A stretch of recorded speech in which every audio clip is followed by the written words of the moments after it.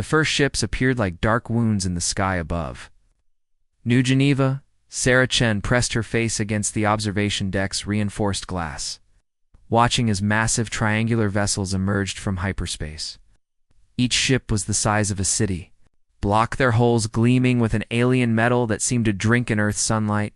Behind them came more and more. "My God," whispered Dr. Marcus Webb, Sarah's research partner. His coffee mug trembled in his hands. "How many are there?" Sarah counted silently, her breath fogging the glass. 50, 70, over 100. She turned to Marcus, her dark eyes steady despite the chaos erupting around them in the research station. It's finally happening. The Galactic Empire had found humanity. For 3 years, Earth's most brilliant minds had known this day would come. Ever since the deep space monitoring arrays had picked up the Empire's expansion signals, humanity had prepared. Not with weapons or shields or last-ditch escape plans, they had prepared with patience. All personnel to emergency stations came the announcement over the facility speakers. "This is not a drill. Repeat, this is not a drill." But Sarah didn't move. Neither did Marcus. They watched as the alien armada arranged itself in perfect formation above Earth's major cities. The ships were beautiful in their own terrifying way, like massive obsidian daggers pointed at humanity's throat. "Should we be running?" Marcus asked, his voice barely above a whisper. Sarah smiled. It was a strange expression to wear while staring. At humanity's potential extinction? No, Marcus. We should be watching. This is going to be interesting. On every screen across the research facility, news feeds showed the same scene repeated around the globe. London, Tokyo, New York, Moscow, all shadowed by the Empire's vessels. Panic filled the streets. Stock markets crashed. World leaders demanded answers that no one could give. But in a small coffee shop in Geneva, an old man named Pietro continued serving espresso to his regular customers. He hummed softly to himself as he worked, occasionally glancing up at the alien ships through his window. "Aren't you afraid, Pietro?" asked his customer, a young woman whose hands shook as she held her cup. Pietro's weathered face crinkled into a smile.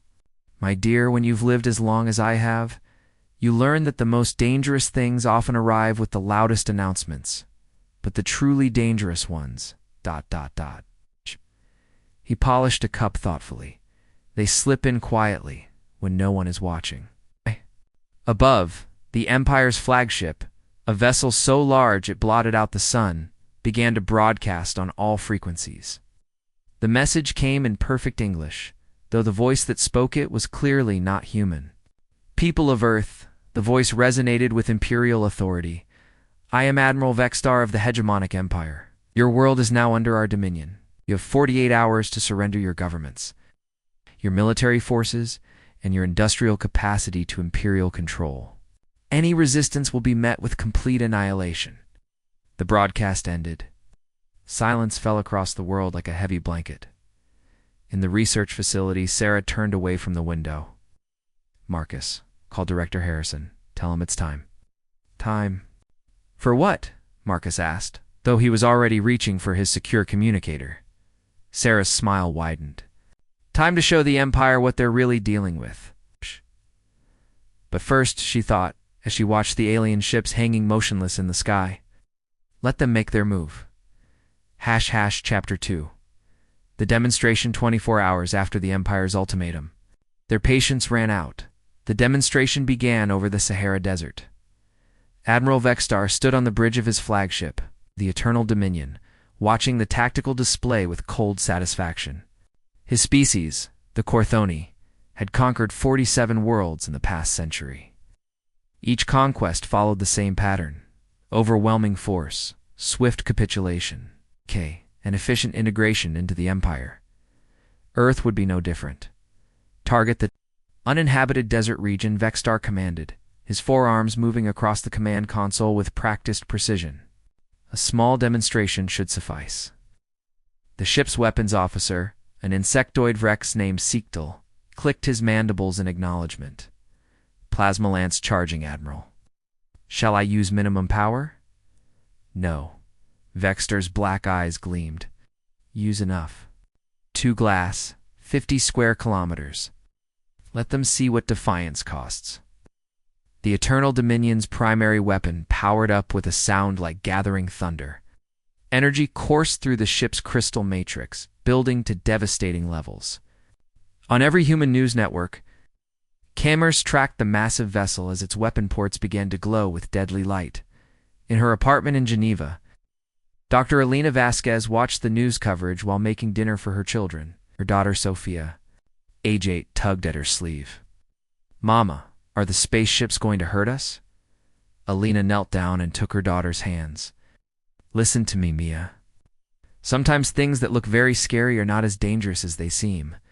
And sometimes," she glanced at the news feed showing the Empire's weapon charging, "sometimes the scary thing doesn't understand what it's really fighting." Plasma lance fired. A pillar of superheated energy, bright as a small star, struck the Sahara Desert. Sand turned to glass in an instant. The shockwave was visible from orbit, a perfect circle of destruction that carved a smoking crater into the Earth's surface. The display of power was undeniable, absolute, terrifying. On the bridge of the Eternal Dominion, Admiral Vextar nodded with satisfaction. "Broadcast the footage to all human communication networks. Inform them they now have 23 hours to surrender." But as the tactical officer prepared the transmission, something strange appeared on the sensors. "Admiral," the sensor technician called out, confusion evident in her voice. "I'm detecting anomalous readings from the target site." Vextar's eyes narrowed. "Explain." "The crater we created. It's changing, sir. The molecular structure of the glass is rearranging itself." On the main display, satellite imagery showed the impossible. The perfect circle of destruction was healing, not slowly, not gradually, but like watching a film in reverse. Molten glass cooled and reformed into sand. The crater filled itself. Within minutes, the desert looked exactly as it had before the Empire's weapon had touched it. "Technical malfunction," Vextar declared, though his voice carried less certainty than before. "The humans must have holographic projectors or some primitive camouflage technology." But even as he spoke, his chief science officer was running detailed scans of the area. The results made no sense. According to every sensor, every piece of equipment, every mathematical model they possessed, the Empire had indeed fired their most powerful weapon at the planet's surface, and the planet had simply ignored it. In the research facility above Geneva, Sarah Chen watched the same satellite footage with barely contained excitement. "Marcus, are you recording all of this?" "Every bit of data," Marcus replied, his fingers flying over his workstation. "The molecular resonance patterns, the energy dissipation rates, everything." He paused, looking up at Sarah with wonder. "It's actually working. After all these years, it's really working." Sarah nodded, remembering the day 3 years ago when humanity's greatest secret had been revealed to a select few. The day they'd learned that Earth was not just their home, but their partner. "Phase 1 complete," she said into her secure communicator. "The Empire has fired their first shot." Earth responded exactly as predicted. The voice that answered belonged to Director Harrison, head of the most classified project in human history. "Understood. How long until they realize what's happening?" Looked up at the alien Armada, still hanging motionless in Earth's sky. Soon, those ships would learn what every other species in the galaxy had somehow missed about this small blue planet in an unremarkable solar system. Earth was not uninhabited when humans arrived. It had simply been ... waiting. I'd say they have. "About 22 hours to figure it out," Sarah replied, "before Earth decides to introduce itself properly." Chapter 3. The understanding the Empire's second attack came at dawn. This time, Admiral Vextar held nothing back. 3 ships opened fire simultaneously, targeting military installations across North America, Europe, and Asia. The combined firepower could have cracked a moon in half. The weapons struck their targets with precision and devastating force. Military bases vanished in pillars of superheated plasma. The explosions were so bright they could be seen from neighboring countries. And then, possibly, the bases were there again. Not rebuilt, not repaired, simply there, as if the attacks had never happened at all. On the bridge of the Eternal Dominion, panic was beginning to set in among the crew. Admiral Vextar stood rigid, his forearms clenched into fists as he stared at the tactical display. "Sir," his communications officer reported, "we're receiving a transmission from the human governments." "It through," Vextar commanded. The face that appeared on the main screen belonged to an elderly human woman with kind eyes and silver hair. She sat in what appeared to be a simple office, with no signs of military authority or governmental power. "Greetings, Admiral Vextar," she said in a calm, almost grandmotherly voice. "My name is Dr. Catherine Finch. I understand you're having some technical difficulties with your weapons." Vextar's eyes blazed with fury. "Human, your planet will burn for this deception. No technology can simply reverse molecular destruction on this scale." Dr. Finch smiled gently. "You're absolutely right, Admiral. No technology can do what you've witnessed. But then again, what you're seeing isn't technology." She paused, clasping her hands together on her desk. "Tell me, Admiral, in all your species conquests across the galaxy, did you ever stop to wonder why this particular solar system was never inhabited by spacefaring civilizations? Earth is a perfect world for life. Water, atmosphere, ideal. Temperature. Surely someone should have claimed it millions of years ago." Vextar said nothing, but his science officer was already pulling up star charts, historical records, xenoarchaeological surveys. The human was right. Earth should have been colonized countless times throughout galactic history. "The answer," Dr. Finch continued, "is quite simple. Earth was never uninhabited. We humans are not this planet's first intelligent species. We're not even its second, or third, or 10th. Her smile widened. "We're simply its most recent partners." In research facilities around the globe, humanity's greatest scientists watched as their most carefully guarded secret was finally revealed. For 3 years, since the deep space arrays had detected the Empire's approach, they had prepared for this moment. Sarah Chen stood in her laboratory, her hand resting on a device that looked deceptively simple, a sphere of what appeared to be ordinary stone. Ow. Sitting on a pedestal of polished metal. But the stone was not from any earthly quarry, was old beyond human comprehension, and it hummed with a power that made the Empire's weapons look like children's toys. "Hello, old friend," she whispered to the sphere. "Ready to meet our new visitors?" The sphere pulsed once with warm golden light. Dr. Finch's transmission continued. "You see, Admiral, Earth has been alive for 4.5 billion years. In that time, it has nurtured countless species, watched them rise and fall, learned from each one. When humanity appeared, Earth was curious about us. We were different from the others, not just intelligent, but imaginative, creative. We didn't just adapt to our environment, we dreamed of changing it." Vextar's mandibles clicked nervously. "Impossible. Planets do not think. They do not choose." "Don't they?" Dr. Finch asked. "Tell me, Admiral, what do you know about consciousness? About the quantum field interactions that create awareness? Your scientists must have studied these." "Phenomena." The Empire's chief science officer, despite his growing alarm, found himself nodding. "The consciousness field theory suggests that awareness can emerge from sufficiently complex quantum interactions. But planetary-scale consciousness would require billions of years of quantum evolution, layer upon layer of interacting systems, and the right catalyst," Dr. Finch finished. "The right partner species to help it fully awaken." She leaned forward, her expression becoming serious. 3 years ago, we detected your approach. Earth asked us a question. Did we want its protection? The decision was unanimous. Humanity chose to trust our planet, and our planet chose to trust us. The implications hit Admiral Vextar like a physical blow. If the human was telling the truth, if Earth itself was somehow conscious and defending its inhabitants— "You're lying," he snarled. "Planets cannot think. They cannot act." Dr. Finch's response was not words, but a gesture. She nodded once, as if giving permission.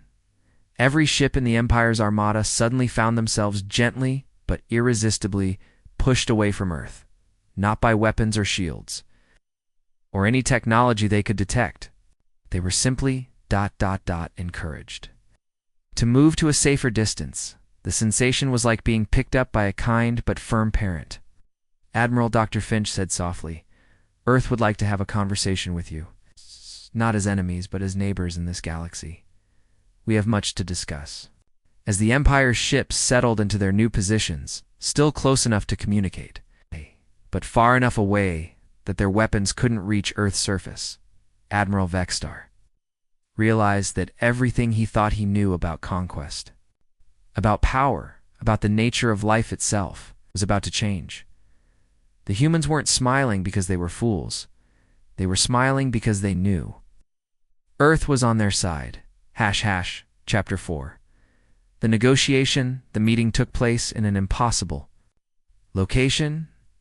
Admiral Vextar found himself standing in a vast chamber that existed somewhere between his ship and Earth's surface. The walls seemed to be made of living crystal that pulsed with soft organic light. The floor beneath his feet felt warm and somehow ... welcoming. He was not alone. Representatives from every species in the Empire's fleet stood around a circular table that had grown from the floor like a plant. Humans faced them across the crystal surface. But these were not the terrified primitives Vextar had expected to dominate. Dr. Catherine Finch sat at the table's center, her hands folded calmly. Beside her sat Dr. Sarah Chen, Director Harrison, and a dozen other humans whose eyes held the quiet confidence of people who held winning cards. But it was the presence behind them that made Vextar's skin crawl with primitive recognition. Think something? Vast and ancient and utterly alien was watching this meeting, not malevolent, but so far beyond his understanding that his mind refused to fully acknowledge it. Earth was listening. "Thank you for accepting our invitation," Dr. Finch began. "I know this is ... unusual." Vextar's 4 arms remained crossed. "You will explain how you created this place. No planet possesses the technology too, Admiral."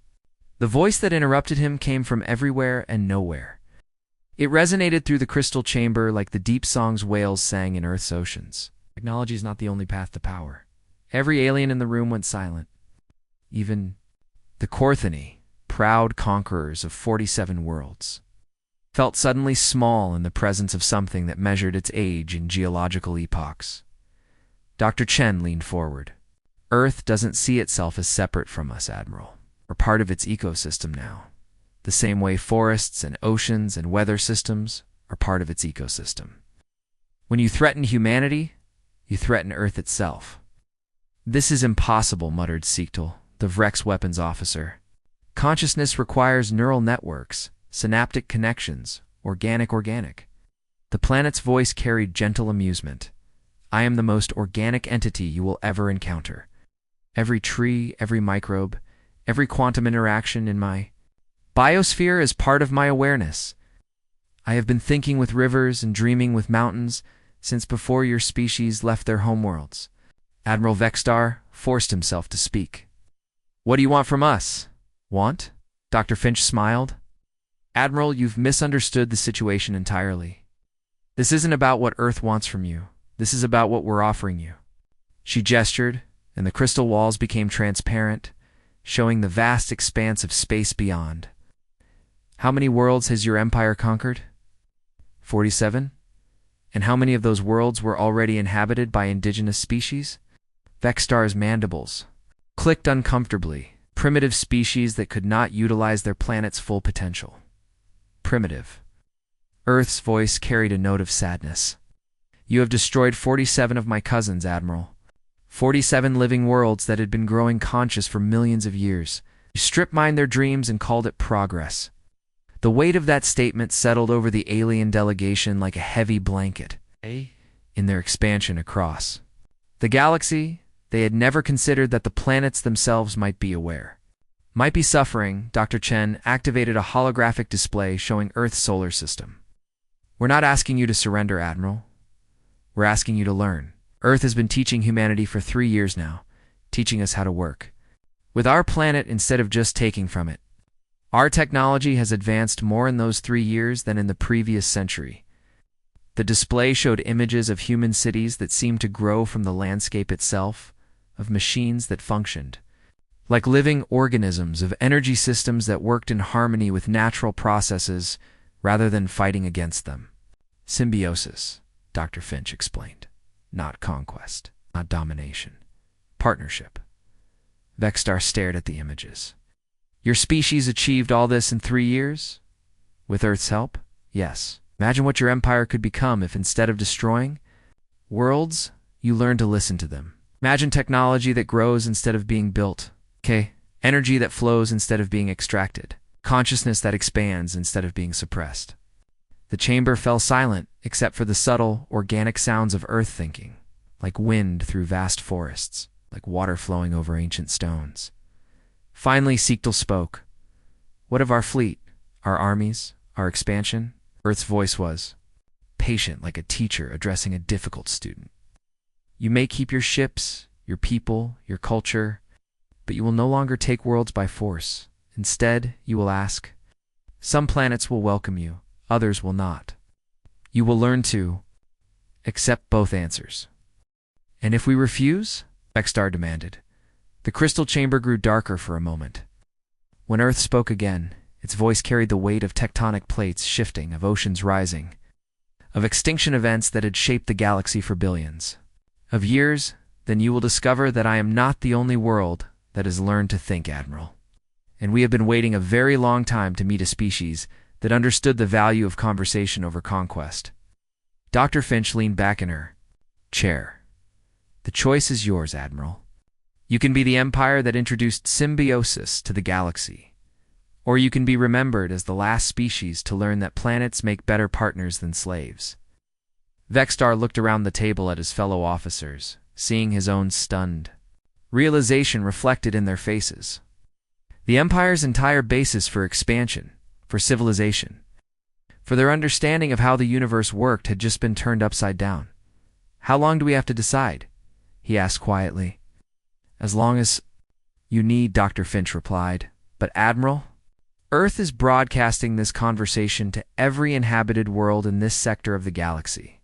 The universe is watching to see what the hegemonic empire chooses. As if summoned by her words, new signals began appearing on the Empire's communication. Arrays messages from worlds they had conquered, from species they had subjugated, from planets they had stripped bare. Some were demands for justice. Others were offers of forgiveness. All of them were invitations to start over. Admiral. Vexstar closed his eyes and tried to imagine an empire built on partnership instead of power. It was the most terrifying and hopeful thought he had ever entertained. We'll need time to restructure our entire civilization, he said finally. Earth's voice was warm with approval. Time is something I have in abundance, Admiral. And when you are ready, humanity will be happy to help you learn. After all, we are all neighbors in this galaxy. The crystal chamber began to fade, returning each delegation to their respective ships. But the connection forged in that impossible place remained, as Admiral Vexstar materialized on his bridge. He looked out at the small blue planet that had just changed the course of galactic history. His tactical officer was already reporting dozens of Empire worlds, requesting immediate communication with the homeworld. The revolution had begun, and humanity, still smiling, prepared to teach their new neighbors the most important lesson Earth had ever learned, that the greatest strength came not from taking but from giving, not from conquering but from connecting, not from ruling the universe but from joining it.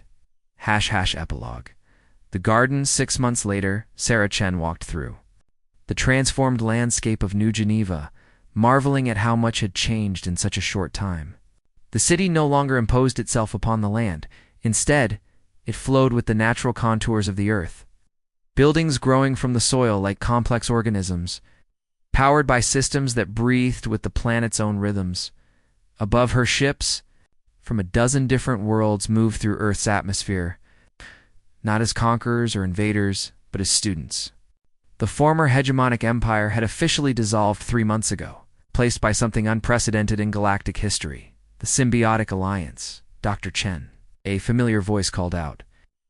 Sarah turned to see Admiral Vexstar, though he no longer used military titles, approaching with his usual delegation of former Empire officers. Over the past months, the proud Corthoni had become one of humanity's most eager students. Vexstar Sarah smiled. How goes the project on Kepler 442b? The alien's mandibles clicked with what Sarah had learned was the Corthane equivalent of laughter, the planet. Spoke to us yesterday. Actually spoke. It was just a whisper, the barest hint of consciousness. But after 70 years of mining operations, it is beginning to trust us again. Sarah felt a warm glow of satisfaction. Kepler 442b had been one of the Empire's most brutally exploited worlds. The fact that its planetary consciousness was beginning to recover was a miracle of biological and geological healing. Earth says it's proud of you, Sarah said. All of you, learning to listen instead of just taking. It's not easy for any species. No, Vexstar agreed.